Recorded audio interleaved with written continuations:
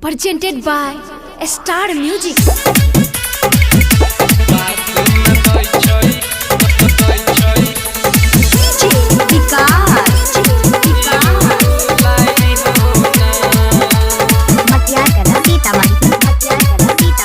Star Digital Recording Studio. सुनाए हो राम जी दिल नहीं बनई हो दीवाना के दुख बड़ी होई छै हो ना। सुनाए हो राम जी दिल नहीं बनई हो दीवाना के दुख बड़ी होई छै हो ना। प्यार के बोली बोल के लै छै फसाई बाद में दै छै रुलाई हो ना। प्यार के बोली बोल के लै छै फसाई बाद में दै छै रुलाई हो ना।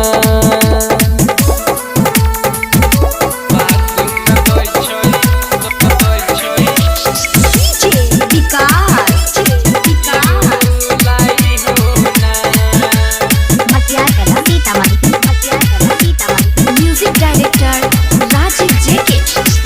प्यार के कहानी केकरो भेलै नहीं पूरा हीर रांझा के रही गेलै अधूरा।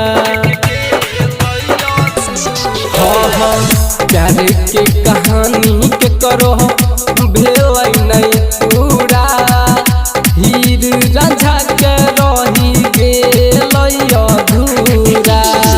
टूटै छै जब दिल हो रोबै छै आँखिया सह नहीं पाबै जुदाई हो ना।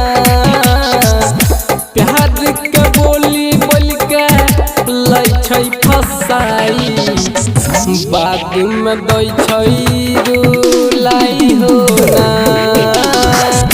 प्यार के बोली बोल के लै छै फसाई बाद में दै छै रुलाई हो ना।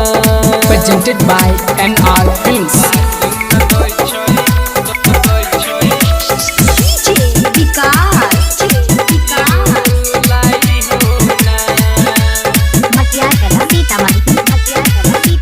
Singing by RJ Adela.